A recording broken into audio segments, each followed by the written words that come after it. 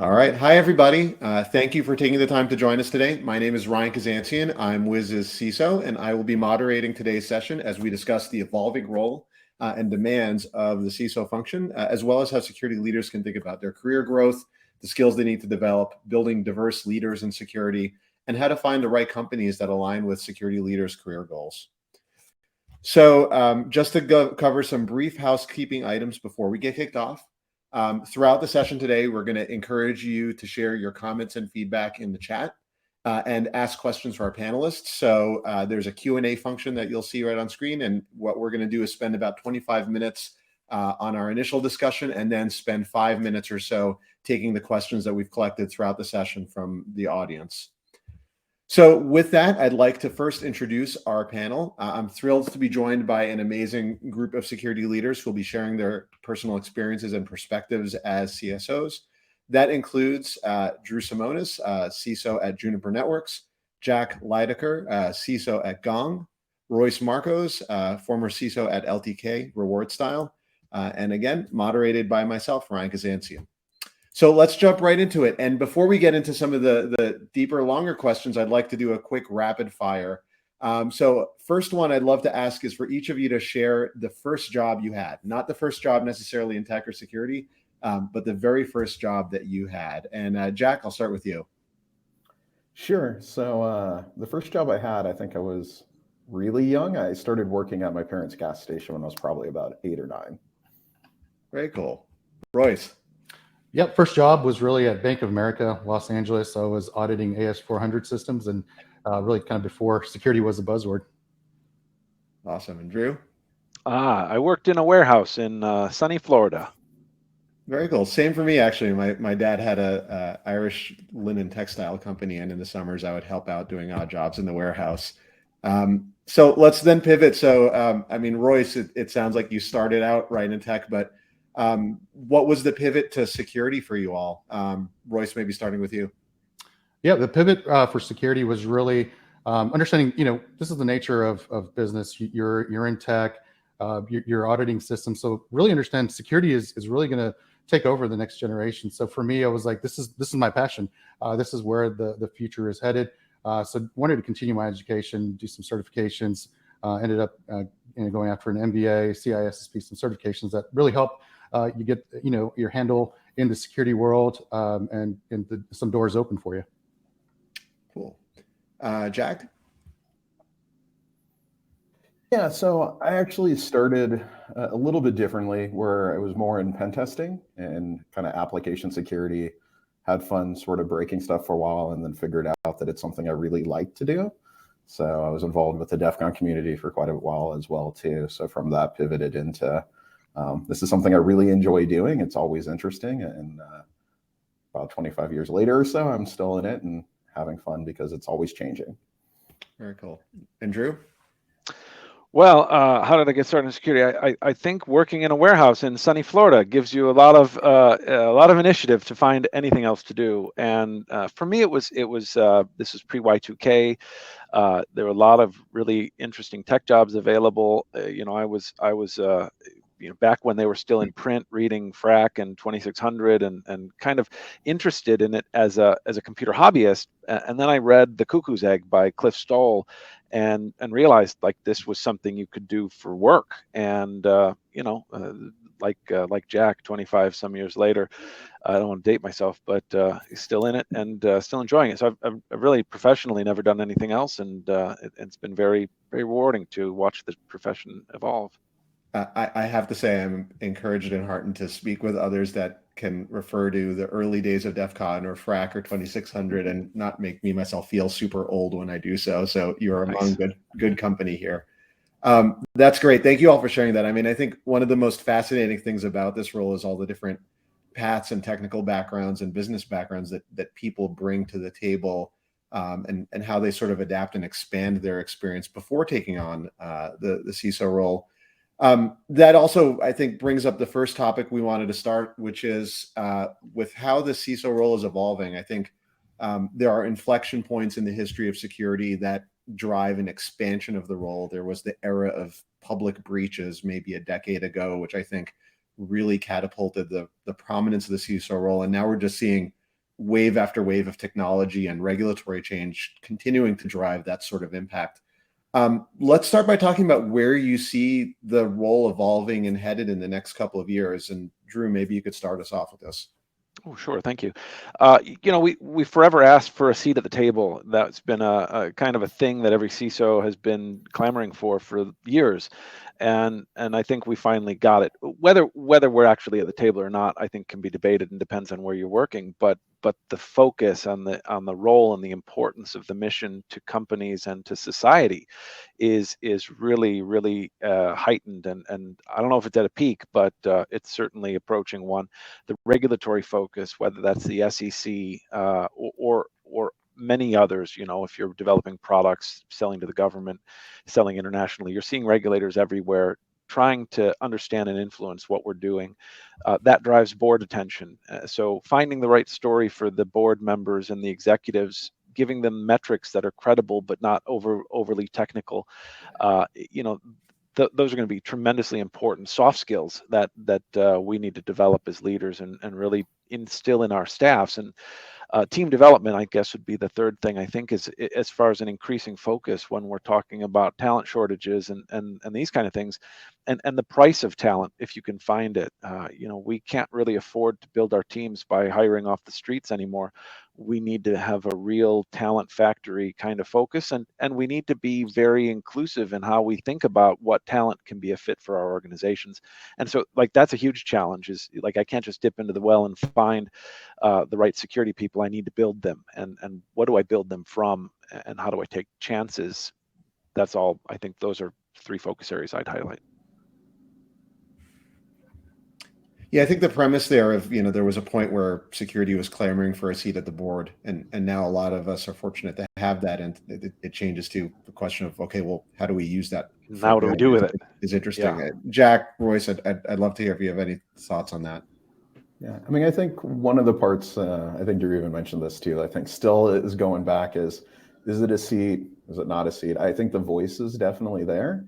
So I think even as we're looking at how it's evolving, I think that's one of the other key aspects, right? How do we ensure that we're not just talking about stuff in a manner where it makes sense to us, but we're translating that back to where it actually makes sense to the business? I think that's been one of the big shifts that I've been seeing that I think is kind of an interesting shift. As you mentioned, security has gone through a lot, whether it's regulatory or other stuff. But I think right now you're really seeing of, okay, great, we know we have to do it for these reasons, but is there a benefit of it, right? And I think at least for me in my position, especially because we're B2B and the type of data we get, we can actually start using it to be able to show, hey, look, this is what our customers are wanting us to do. This is the expectations we need to do. It's getting core to the business, right? And I think that's one of those key areas that I think is shifting, which I think is a positive one. It feels similar to IT trying to being a business enabler about a decade ago. That's still kind of in process, but security is kind of going through something similar. We don't just want to be that cost center, because getting the checkbox doesn't mean you're secure, which I think is the other challenge, where regulation is good, but can also be bad, because been at lots of places where, oh, it's PCI, but you're streaming data. So it's finding that right balance. Yep, I agree with Jack. I think in similar fashion, years ago, security was trying to get a seat at the table. Now I think we're better positioned. We do have that seat. So what's next, right? I think the biggest challenge there is connecting the dots, understanding the business, how businesses generate revenue, why security is important to the organization. How are you going to be an enabler? And I think that's the biggest key there. Awesome. And I think that might be a good transition to our next topic, which is for those in our audience that might be looking for their first CISO position, or for those looking to potentially take on a new one in a different org. I think the question of both how organizations assess for finding new leaders, but also how you as an interviewee assess the organization you're working or talking to figure out, is this a good fit for me in my career, is a really interesting topic. So Royce, maybe starting with you, when you're speaking to an organization and learning about them in the interview process, what are the types of things you'd recommend that a CISO candidate look for to ensure they're picking the right organization, or one that's a good fit for their skills and interests? Yep, great question. I think like any person looking for a new job, you have to do a profile of the organization. You can do internet searches, use LinkedIn, tools that you have at your advantage to research the company. understanding what market they're in, right? So that's going to help you develop an understanding if they're, international GDPR may apply, if they're heavy tech or payment industry, PCI most likely. Using using that information to kind of build that understanding of the business, also researching who the leaders are in the organization, start talking to them in the interviews about, hey, I know that, for example, your organization grows by acquisition. This is how, I see some of the risks are in the organization, how I can add value. So those kind of things I think really resonate to folks that are actually, looking to find their new candidate. Additionally, as a candidate, you want to make sure that you ask, very pointed questions. Sometimes it's debatable, but if you do research and find out, hey, this company did go through a breach, I actually asked those questions in interviews myself. Hey, I saw this publicly, there was a breach here. Can you tell me a little bit about it, high level? And those type of questions actually showcase that you're hungry for the position, that you're doing your due diligence and making sure that it's a fit for both sides. And then from an company perspective, when they're looking at candidates, they're looking at folks that have that soft skill, that executive presence, that can talk tech, can talk at a high level, and still connect the dots from all angles.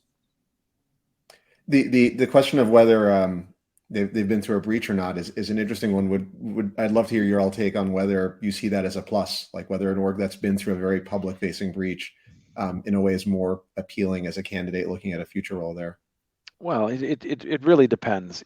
From my perspective, and I've interviewed with companies who had been, and I've been part of companies that have been, and so I know what it's like to go through them and be on the inside, and it doesn't always result in the kind of things that people assume it will. Like the company suddenly gets religion and is now the converted.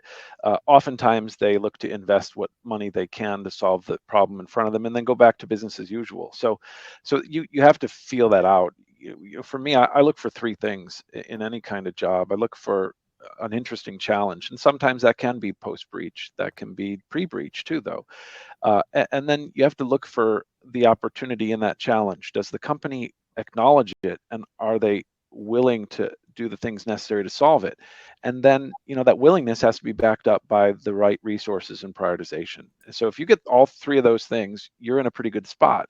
And it may take a while to be able to suss those out, to be able to determine whether, because everyone's going to say they want to fix it, but do they really want to fix it? Do they understand? And to Royce's point, that's where you as a candidate can help them and show your expertise by saying, okay, this is what I think you need to do to solve this problem. Like, your interview should really be almost like a pitch, where you are demonstrating your understanding of where they are and where they want to be and how you would get them there. And if they don't buy into it, then that's good for both parties. If you don't go into that with that kind of approach, then you're going to be surprised, they're going to be surprised, and the friction is going to result in dissatisfaction for one or both parties. Yeah, I mean, I think it's an interesting aspect too of like, is it good or bad? I would also kind of push back. Do they not know, right? Because I've been at some places where they didn't think they were, and then you join and it's like, oh, great, I have data streaming to other countries. This is probably not going to be so fun. But I think really the other part that you want to be thinking about too is, where are you at as a leader and what are you looking for, right? So I think some of it is, what's an interesting challenge? I think for the past decade, for better or worse, I've fallen into stuff where I've tended to be kind of the first security person and then built out teams, which is very different than taking over, let's say, a mature team, right? So at a lot of places, even at Gong, I was the first one, and then now we're up to almost 25, right? It's been kind of a pattern in that regards. But then how does it match what you want to do? I always like joking, even with our CEO a little bit, that I think I made him pause on my cadency a little bit, because I was really open of like, if you just want someone to be able to get your SOC 2 and sign off on stuff and just check the box for everything, go hire someone else. I'm not the right person. If we want to do it right, so we could show what we're doing and we can use it with our customers, then awesome, then I'm the person for you.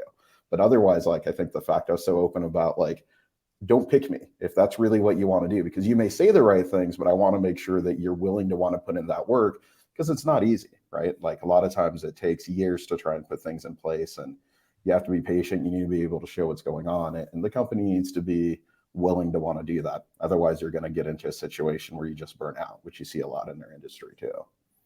Yeah, I love these perspectives. I think it's very interesting to hear all of yours take on the, each of you has an individual career arc and interests in how you grow and develop. And every company is on sort of a different point in their growth journey and how quickly they're growing, how much risk they're willing to take on, how much established process and technical debt exists, or that they're willing to burn down. And all these things affect whether there's a good match or fit between a prospective CISO and the organization. I think that's also a good pivot to the next topic. I think one of our roles in an organization, apart from helping manage risk, is to be a change agent, ideally one for good. And I think when it comes to building teams and security leaders, one of the perennial challenges we've faced is just a continued lack of diversity across all dimensions, be it gender identity, race, and all other aspects. And as a consequence of that, I think each of us probably has different experiences on approaching bringing more underrepresented groups to the CISO position and to security engineering and operational leadership positions. How have you all approached that, like encouraging and driving development of more diverse groups of security teams? Jack, maybe you could start with us. Sure. Yeah, no, so this is something I'm actually very kind of, I would say, passionate about. I think it's something too that I actually do appreciate Gong pushing me a little bit in this, because early in my career, my mom's from Honduras, but because of my last name, you may now have no idea what I am or am not, right? So I think just even highlighting where you do have people that have that is kind of the first part. Acknowledging that we know that there is something that maybe isn't quite the same is another part. I think acknowledging the problem to me is the first step of figuring it out. We have hiring issues, right? I think even Drew talked about having to build up different teams too. Being able, I think, to also be open to, when we're looking at building it, what are some of the experiences that you're looking for? I think one of the things for me, at least, that I felt that's helped me be very successful is I don't want everyone having the same profile, right? Because then you're looking at the problem in the same manner, and really being able to look at it in different manners helps you find things that you wouldn't otherwise. And realizing that that's a big benefit is helpful. I mean, our industry is still somewhat immature, even though now we do have kind of security degrees and stuff like that. Those don't necessarily meet some of the roles that you have as well. So I think as leaders, being open to what are we looking to do, how do we get that capability, and how are we open to different leadership styles and approaches to kind of ensure that we have a team that doesn't just get groupthink. Because I think some of the worst teams I was at is where everyone just thought the same thing. And even with the people that I bring on, the last thing I want is everyone to agree with me, because I think sometimes I come up with really stupid ideas. And if everyone's just agreeing with me, it's not going to be moving us forward as much. Yeah, absolutely. I think the key point there is diverse teams are more effective teams with a better diversity of perspectives and opinions. You just execute better. You get better outcomes. Absolutely. Yeah, you really, yeah, I think to echo what Jack was talking about there, that the reality is that the people we're facing in our industry have a lot of different approaches to things, a lot of different perspectives and backgrounds and motivations, and think about things differently. And so, that's the real challenge. It's not about simply making your team look different, right, by having different composition. It's about finding people who actually have different backgrounds and who have different approaches and viewpoints, and like that's the real benefit. Because just having something that looks diverse doesn't mean it is diverse. And so that the challenge is, how do you achieve real diversity, and how do you create a culture within your organization where those different viewpoints are able to flourish, where people from different skill sets and backgrounds and levels, you don't want to have, well, I'm a PhD and you came into this through an internship through a program like Year Up or something, and so therefore I think I'm a little more qualified than you. How do you show those other, because what you see is a lot of companies get a really good diverse pipeline of people, and then they can't keep them because they haven't created a culture where those people feel that they're valued and where their contribution is making a difference. And so you have to do more than just create the pipeline. You really have to create a culture that respects and values. It's not like, respect is nice, but valuing what you get and acknowledging that somebody who didn't graduate high school has as much to offer to our field as somebody with a PhD, and treating that person as an equal. that's what we really have to get to. Yeah, I think even with the other part of keeping them there, because I see this even, I think, with some other initiatives around it, it's really key, right? Do you also have leaders and managers that are representative of that? It's one thing to bring in a pipeline, but if everybody that report to is the same, it also kind of creates this weird aspect of like, hey, it's great, but am I really set up to succeed? To your point, hey, do I have diverse backgrounds that are able to progress as well, right? Do you have a culture where people feel that they can speak versus like, oh, well, they have a PhD, so I can never question them, versus like someone else who comes in with something that is, and I don't know, maybe I'm also biased because I loved DEF CON for so many years too. Like, to me, that was fun, right? You get lots of different people coming in for lots of different things, and you think about problems differently, and you find different solutions that you would otherwise.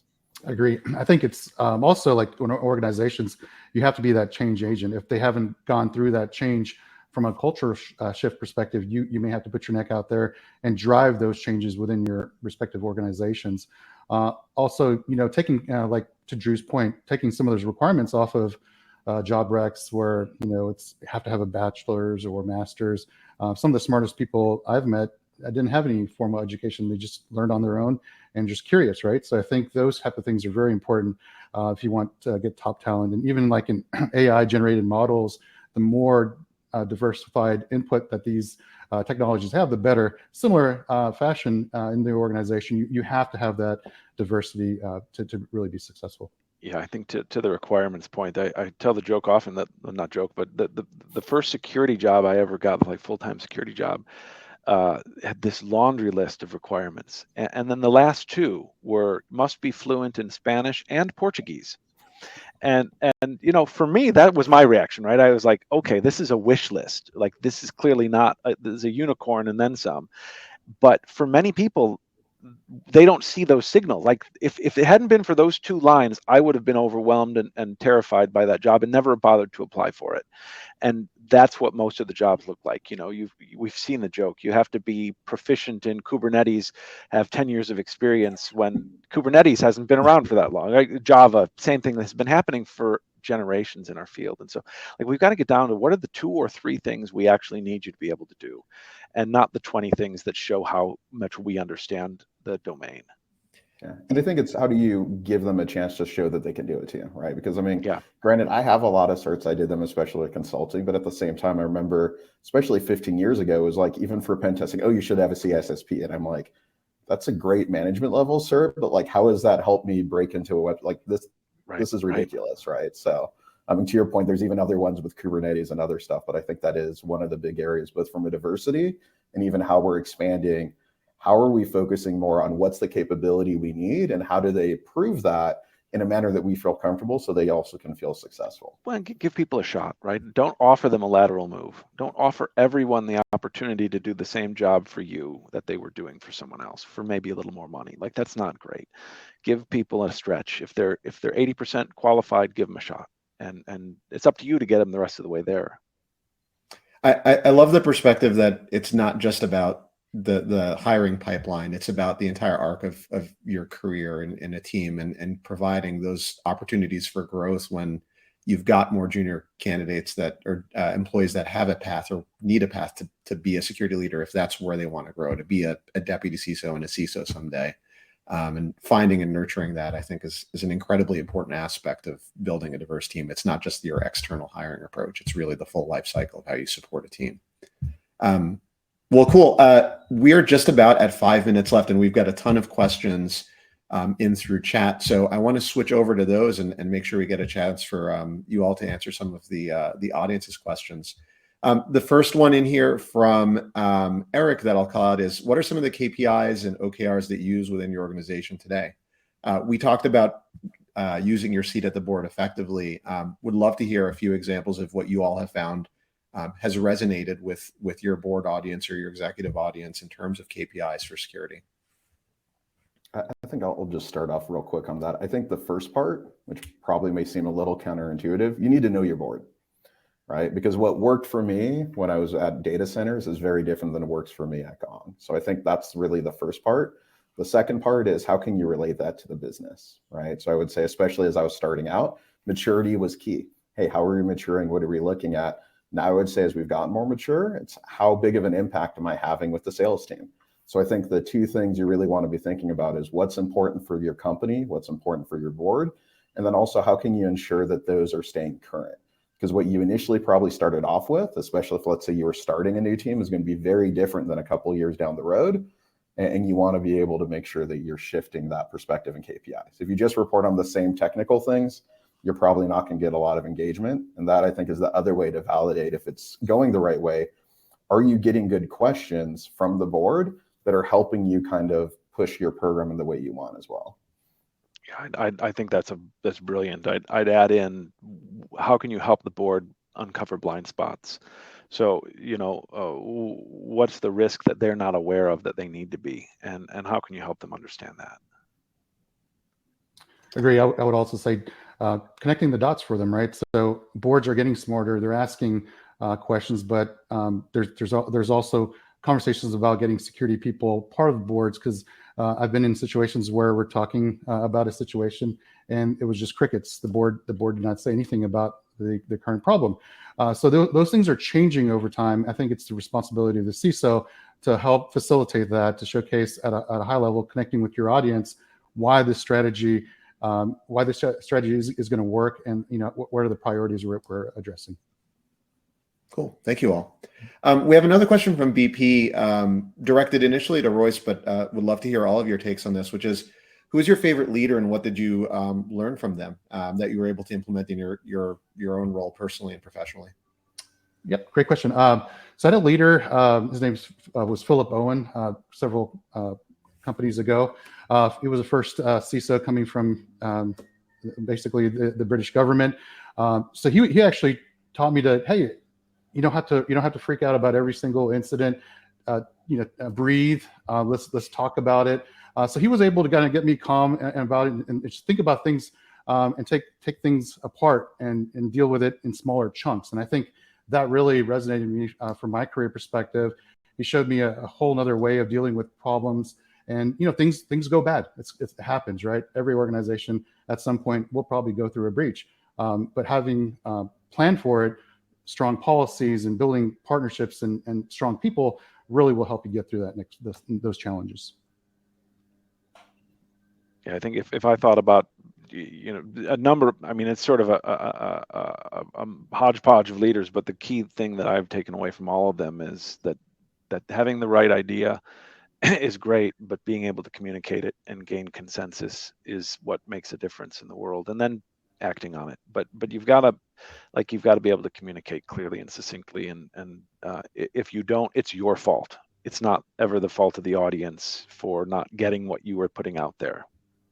Yeah, actually, I love that part, because I think one of the aspects for me that was always an interesting part that took me a long time, I think, to even realize, someone's perception is their reality, regardless of what your intention is. So making sure that you actually understand that is really key, because even if you're right, if the perception that they came from is the opposite of what you were hoping for, you're actually still wrong, right? Mm-hmm. And accepting that, doesn't matter who's right or who's wrong. How do I make sure, and this goes into change agents too, right? That we can get them along the same path. They understand why I'm speaking in a way that they understand it. And we have a way where we can agree to what a common goal is, because otherwise you just end up spinning.